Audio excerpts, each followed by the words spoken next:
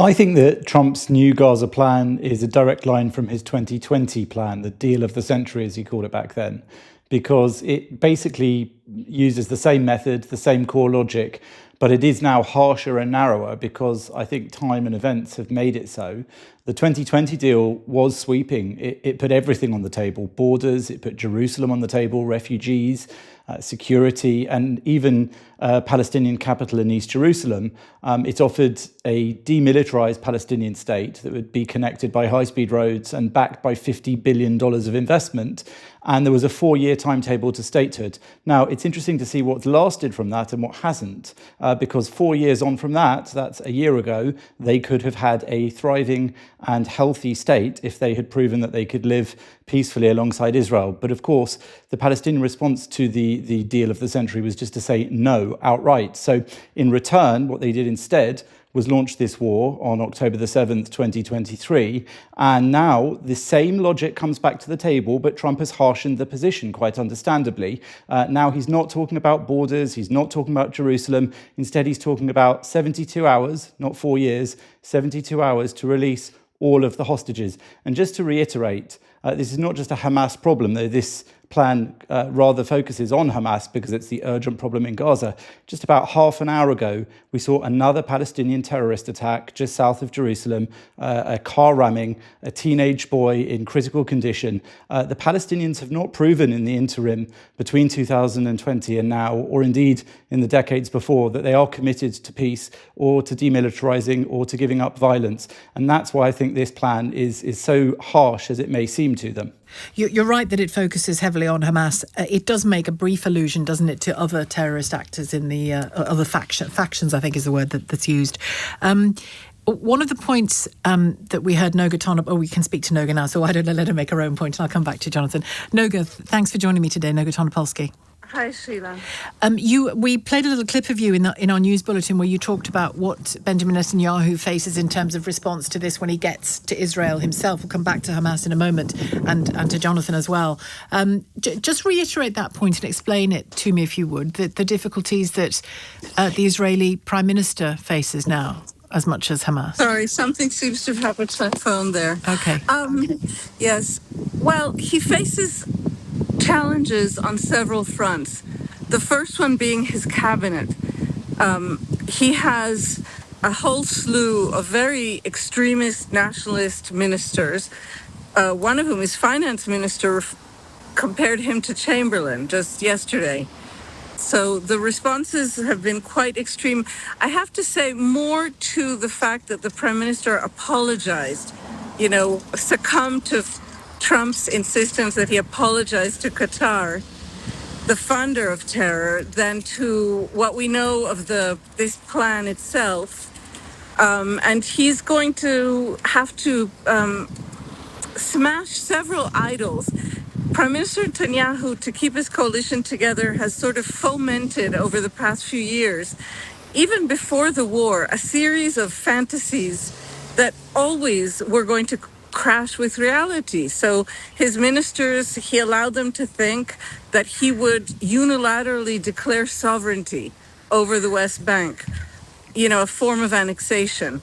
He allowed them to publicly not just express their desire to occupy and take over the entire Gaza Strip, which would be emptied of Palestinians, but these ministers held entire conferences with thousands of people. And he's going to have to come back to his own cabinet now and tell them that's not happening. Well, they already know, if they were listening to yesterday's press conference, they'll already know that, given what he has clearly signed up to with Donald Trump. And Jonathan, if I can bring you in on that, how do you see, clearly we're waiting and we're told it could take days to hear what Hamas's response to this is. How do you see the Israeli war cabinet in particular's response to this? We might yet have a response from Hamas even by tomorrow, by Wednesday. And there are early indications that they are leaning towards accepting this situation, this plan. But we've got to remember that also in the past, they often will say they accept and then rake through every single clause and try to change it or stall for time or cheat it or some other dishonest brokering that one might expect from a jihadist terror organization. But we must wait and see what they say. And I think it's, in a sense, it's a bit like a checkmate for them. Just before I mention what the Israeli cabinet will say, I think for Netanyahu and Trump, the aim of this bold move is that they've basically said, once again, as he did in 2020, the Arab states are behind this and they are putting pressure on Hamas. So we're talking about Qatar, Egypt. We've even seen Qatar say today that Turkey is going to be involved in discussions.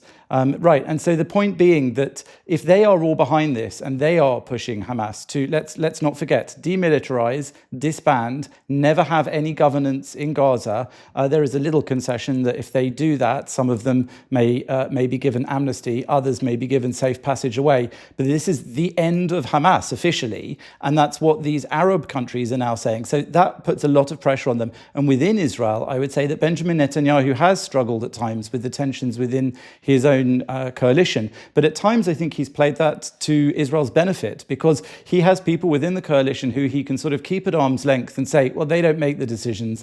They're rather extreme. But those extreme statements that some of them make have indeed put pressure on the Arabs, have indeed put pressure on Hamas and other jihadi groups because they are scared that Netanyahu might be forced by his cabinet colleagues to push through with more extreme measures than he might. So I think that he's managed to play even that very complex position, sometimes to Israel's benefit. But this is all an enormous balancing act, and things can go wrong internally in Israel. Things can go wrong between the US and Israel. They haven't done. They've worked very tightly, it seems, as collaborators and as colleagues.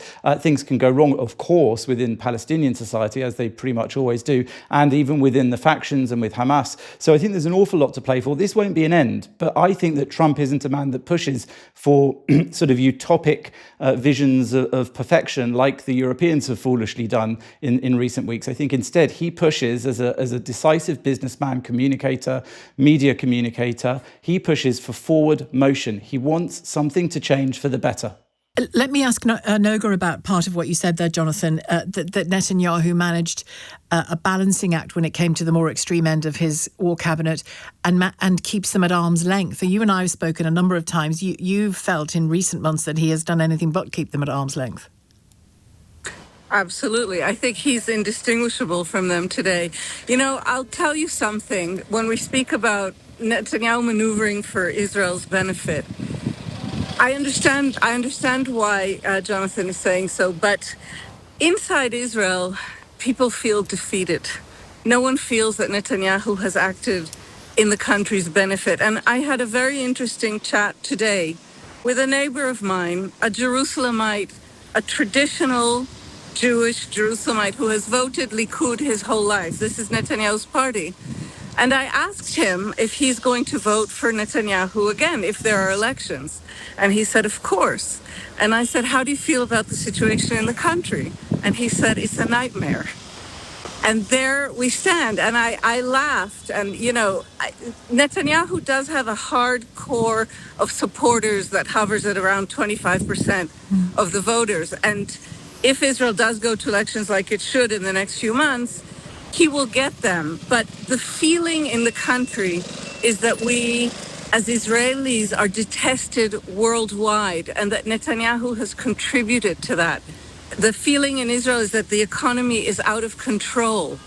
No one trusts anything anyone in power says.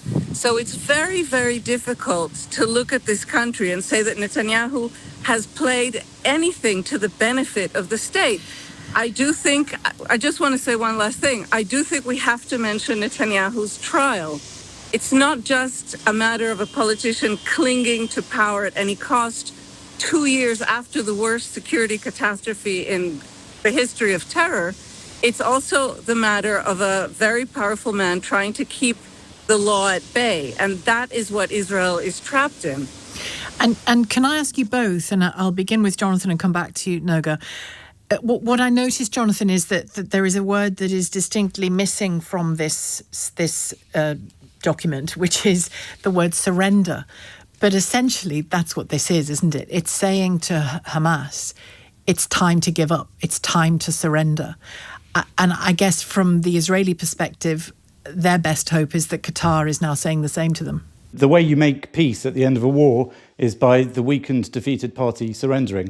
They don't need to say it in the text, but I would say about what Noga said, it is contradictory, because whether one likes Netanyahu or not, and obviously it's clear she doesn't, she said nobody supports what he's done, but 25% of people apparently will still vote for him. That even Likudniks who are tired and worn down by the war say they'll vote again for Netanyahu and Likud. So I think the point is that it is complex. Of course, the country is worn down by war. And the fact of the matter is that, to say that he's indistinguishable from the further right, more extreme people in his party, when he's just made a deal in America, which many of them are disowning and don't want to have anything to do with, is also inaccurate. He's not indistinguishable, but he has at times played with bringing them close and pushing them away in order, I think, to push those negotiations. Now, of course, we might disagree on whether that's worked in Israel's benefit or not, because many in Israel do feel that the country has been ostracized. But of course, others will point to the fact that the Arab world is now going along with the plan that Netanyahu and Trump have made together. And if that is what he's done, it's actually quite Trumpian in nature, isn't it? We saw that with Ukraine, for example. Noga, on the S word, surrender, this is what Hamas are being asked to do. I mean, they don't come out with nothing. Well, Palestinians don't come out with nothing, which should distinguish them from Hamas. But what's your sense of what happens now? I know that's a hard thing to predict. Well, I'm not a prophet, and I don't know. And Trump's, it's a 20-point sort of statement of principles. This is not yet a written agreement. And obviously, in cases such as this, the devil is always in the details. We haven't mentioned several important concessions Israel has made to Hamas, which may make them feel that they're not surrendering. One of which is the number of prisoners, including prisoners convicted of murder. There are going to be several hundred of them released. That is a victory for Hamas, and that will be a difficult pill for Israelis to swallow. There will also be several hundred more prisoners who were taken prisoner during this war. And Hamas leaders are being given, in a sense, a free pass. In other words, free passage out of Gaza, and a promise from Netanyahu that at least in Qatar, there will be no more Israeli strikes, no more attempts against them. It is entirely possible, it's being talked about, that Turkey may request a similar, or that Hamas may request a similar kind of dispensation for Turkey. But it's not, I think that Hamas has been defeated in this war, but I don't think this agreement is going to be interpreted as a complete surrender by them. Thank you. That's an interesting distinction. Thanks very much, Noga Tarnopolsky, freelance journalist, speaking to us there from Jerusalem. And thank you to Jonathan as well, Jonathan Sacerdoti, journalist and broadcaster.